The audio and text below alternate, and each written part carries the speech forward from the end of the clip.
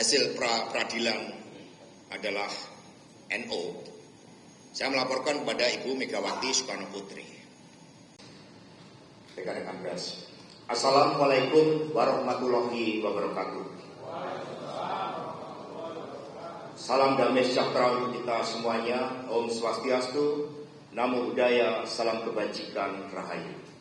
Marilah kita bersama-sama bunyikan salam nasional kita, salam perjuangan kita. Merdeka! Merdeka!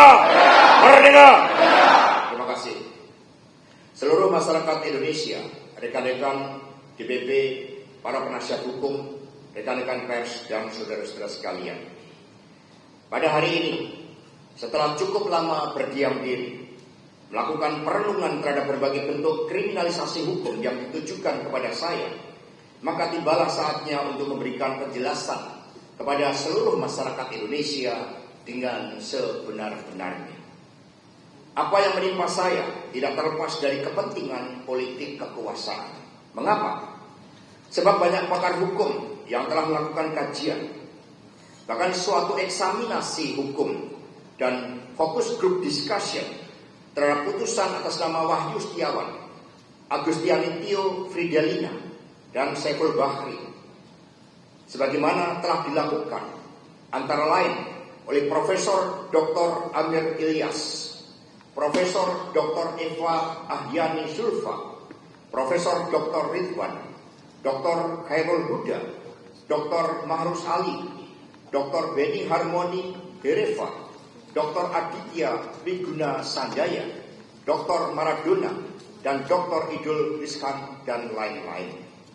Dalam eksaminasi tersebut, nyata-nyata tidak ditemukan suatu fakta-fakta hukum atas penetapan saya sebagai tersangka, baik kasus suap maupun suatu tindakan melakukan obstruction of justice.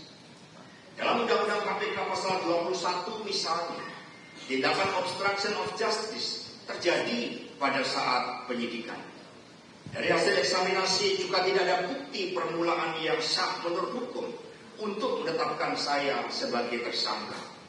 Pada tahapan proses ini, sikap saya sangatlah kooperatif dan mentaati seluruh proses hukum di KPK. Adanya fakta-fakta hukum tersebut juga diperkuat melalui keterangan ahli dalam proses pra-peradilan. Melalui sidang yang syarat dengan falsafah, prinsip, dan dalil-dalil hukum, baik berdasarkan keterangan ahli dari KPK selaku termohon dan ahli dari pemohon, juga tidak ditemukan suatu fakta-fakta persidangan yang mengarah adanya bukti formal dan material yang bisa menjadi landasan bagi penetapan saya sebagai tersangka. Nah, karena itulah kami juga men-challenge atas keputusan pra-peradilan tersebut kepada para ahli hukum untuk melakukan eksaminasi terhadap seluruh dalil gugatan pemohon, jawaban termohon, dan keterangan para saksi, para ahli dalam pra-peradilan tersebut. Jadi ketika hasil pra-peradilan adalah NO, saya melaporkan kepada Ibu Megawati Soekarno Putri. Lalu Ibu Mega mengatakan, memberikan semangat kepada kami semuanya dan mengatakan, jangan khawatir, keadilan akan selalu menemukan jalannya. Jangan pernah khawatir, karena kita punya nafas perjuangan yang panjang. Jadi Ibu Mega mengatakan kita punya nafas perjuangan yang panjang. Ini yang tidak mereka lihat. Dalam eksaminasi tersebut, nyata-nyata tidak ditemukan suatu fakta-fakta hukum atas penetapan saya sebagai tersangka kasus suap maupun suatu tindakan melawan obstruction of justice. Jadi itu perlu kami tegaskan kembali. Karena itulah seluruh masyarakat Indonesia, rekan-rekan pers yang saya hormati, selain hal tersebut, ada fakta persidangan yang sangat menarik yang menyentuh aspek kemanusiaan dan nurani kita, yakni adanya intimidasi yang dilakukan oleh saudara Rosa Purbabekti terhadap saudari Tio. Demi ambisi menangkap saya, saudari Tio diintimidasi dan dibujuk dengan gratifikasi hukum sebesar 2 miliar rupiah. Syaratnya, saudari Tio harus menyebutkan keterlibatan saya Apa yang disampaikan oleh saudari Tio tersebut dilakukan di bawah sumpah. Sumpah di hadapan Tuhan yang Maha Kuasa, di hadapan Allah Subhanahu wa Ta'ala.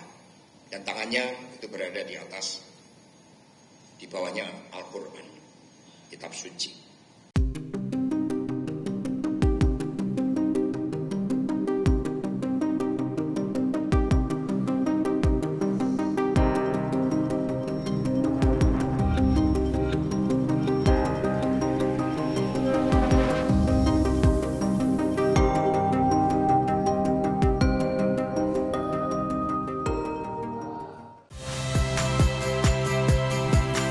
Saya Tifa Solesa. Saksikan program-program Kompas TV melalui siaran digital, pay TV, dan media streaming lainnya. Kompas TV, independen, terpercaya.